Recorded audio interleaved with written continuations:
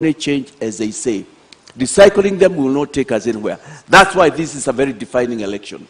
But you haven't told us why not those candidates. What, for example, would you want to say about these candidates? Well, come again.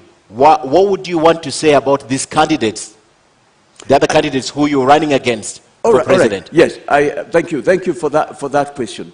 I would like to say they have been there before. One of them has been a deputy president and is still a deputy president of this republic. He is in government. The things he is saying he can do is things he could have done these last 10 years, this last 20, this last 30, because he's in government that long, and he has not done so. The other one has been a former prime minister. He's been in a coalition, a co-president, if you wish, sharing the government 50-50. The things he is promising are things he could have done, but he has not done. He's been in this race for the last 40 years. And the other one has been in government also. He's been with the police force, he's been in the intelligentsia, and even right now, I believe he is still in there. And the thing I'm saying is, if you take even this last 10 years, let me just take these last 10 years, where we have a deputy president who wants to run for presidency. This year, my team and I have counted these last 10 years, not less than 22 scandals that have taken place in broad daylight.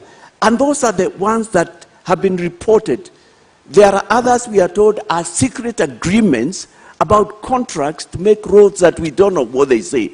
If you go to the former coalition government, where we had one of my competitors has been a co-president, a prime minister. We have counted about 12 scandals, and they have been there. They were even there in the Mwaure regime. And the final one, you've worked in government, you've traveled across the world, you must know something about our funds which are stashed abroad there.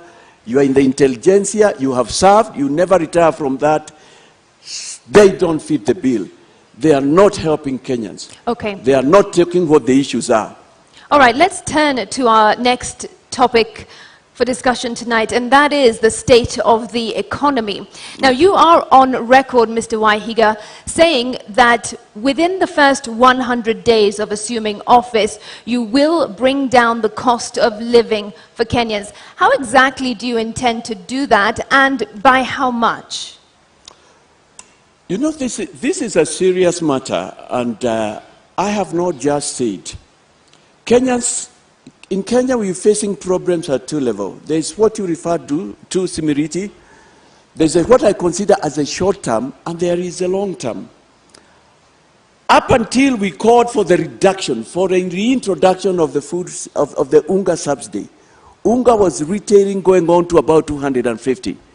It was after we had announced in our manifesto that we will bring that.